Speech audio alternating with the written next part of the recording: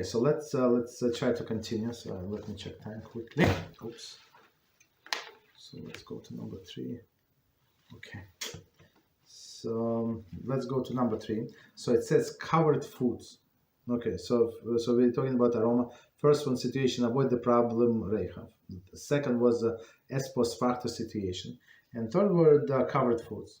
If either of the foods is completely covered, they cannot transmit aroma to each other. For example, if one of the foods is in a pot covered by a lid, or in a pan tightly covered by the foil, no aroma transmittal to the foods in the oven.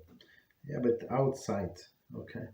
Therefore, meat completely covered in a pot may be baked in the oven simultaneously with the dry dairy foods. Okay, so commentary: the foods should not be placed on a shelf above each other. So just in case. Okay.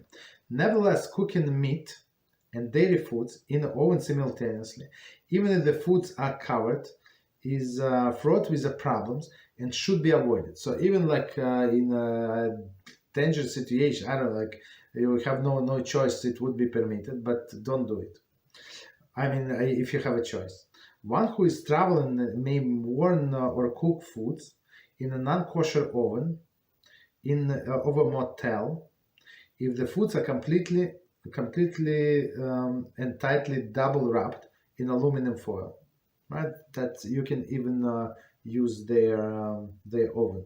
So again, double wrap. So if it's a microwave, it does not have to be aluminum. So some microwaves don't react very good to aluminum foils, right? But you can wrap with a plastic bag or something.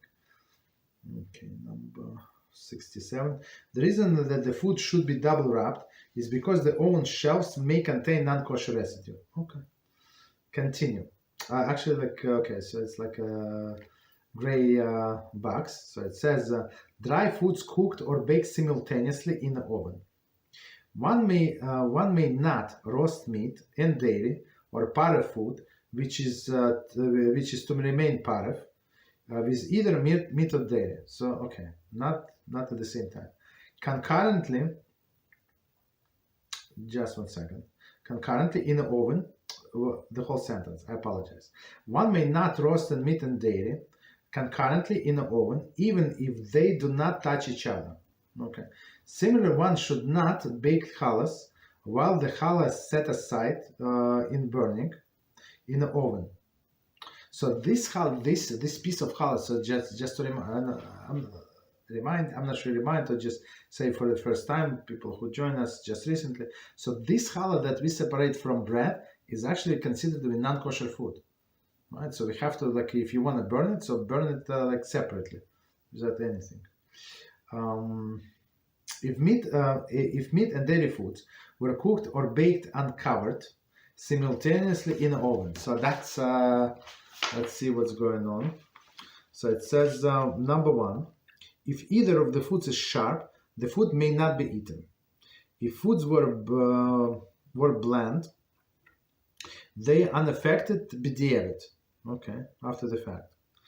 If one baked bread concurrently with meat, one may not eat the bread with dairy. So this, right, so I guess the meat was not covered and that's it, right?